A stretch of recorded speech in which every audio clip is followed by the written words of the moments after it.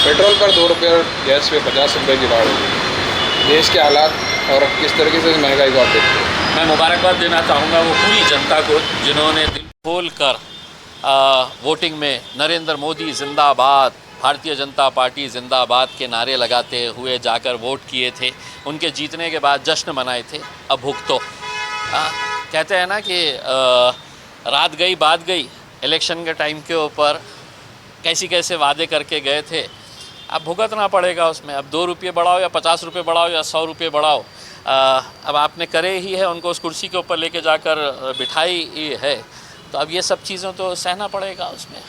लेकिन ये है कि लोगों के साथ धोखा कैसा किया जाता है। आज लोगों के ऊपर इतनी परेशानी का सामना है, नौकरियां नहीं मिल रहे हैं, बेरोज़गारी है, और उसके ऊपर महंगाई की मार के ऊपर एक और तोहफ़ा मोदी जी की तरफ से दिया गया है। तो वो तमाम लोग इसके हकदार भी है, क्योंकि वोटिंग के वक्त में वो इन मुद्दों के ऊपर नहीं जाते हैं। वो जात निकालते हैं, धर्म निकालते हैं। और अब जब महंगाई है तो अब से हो। एक तरफ महंगाई है, बेरोजगारी है, और महाराष्ट्र के अंदर पानी की टंचाई है, अपने शहर में भी पानी की टंचाई है, लेकिन और अपने ज़िले के मंत्री और कुछ आमदार शहर के नामों के ऊपर राजनीति कर रहे हैं। देखिए, मैं यही कहना चाह रहा हूँ ना, उसके अंदर जब आप वोट देने जाते हैं तो कम से कम देखना चाहिए कि कितना पढ़ा लिखा आदमी है करके।